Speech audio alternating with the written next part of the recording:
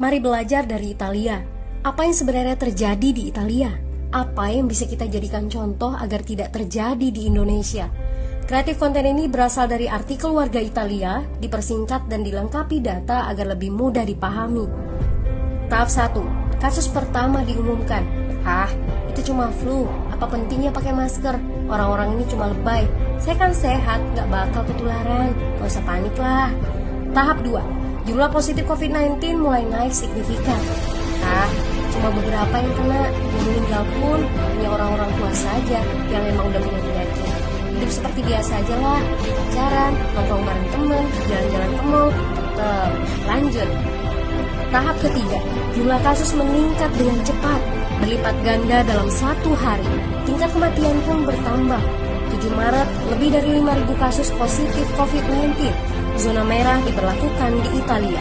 Wilayah yang dikarantina hampir 25% dari luas Italia. Sekolah dan universitas tutup, tapi tempat kerja, bar, dan restoran masih buka. Sementara itu, 75% wilayah lain masih menganggap enteng COVID-19.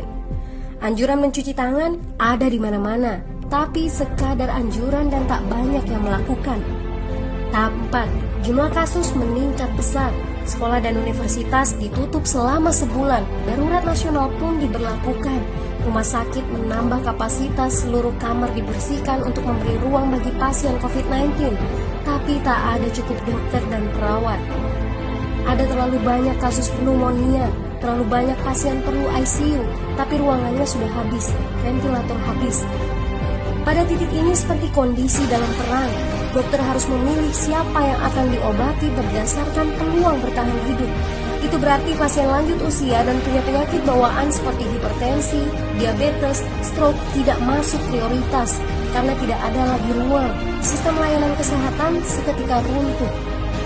Tahap 5, 9 Maret mencapai lebih dari 9.000 kasus. Seluruh kota Italia lockdown. Orang-orang bisa pergi hanya untuk keperluan darurat dan dalam pengawasan ketat.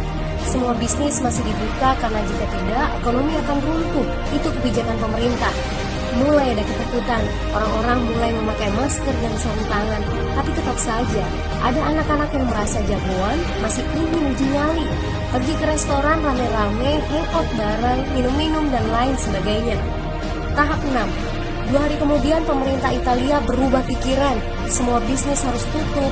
Bar, restoran, pusat perbelanjaan, semua jenis toko, kecuali supermarket dan apotek. Penyebabnya, karena dalam sehari yang positif bertambah lebih dari 2.000 kasus. Penduduk yang mau keluar rumah harus mendapat surat izin. Surat izin ini didapatkan dari pos pemeriksaan polisi yang disebar di berbagai lingkungan. Yang melanggar bisa kena denda 3,3 juta rupiah. Bagi pasien positif yang tidak mau mengkarantina diri, bakal dituntut dengan pasal pembunuhan, hukuman 1-12 tahun penjara. 21 Maret jumlah korban meninggal di Italia terus meningkat melampaui Cina. Sebagai gambaran, luas Italia itu kurang lebih 2 kali Pulau Jawa. Penduduknya lebih dari 60 juta jiwa. Lalu apa yang harus kita pelajari dari Italia? Yuk, mulai dari diri sendiri, mulai dari di rumah aja. Jaga kebersihan lalu isolasi diri dan keluarga. Tidak keluar rumah kecuali sangat penting. Ini saatnya memulai solidaritas. Yang mampu harus mulai membantu yang tidak mampu. Ini adalah bentuk usaha dan doa kita semua. Semoga badai corona ini segera berlalu. Mari memulai kekompakan dengan membagikan informasi ini. Di rumah aja, mari belajar dari Italia.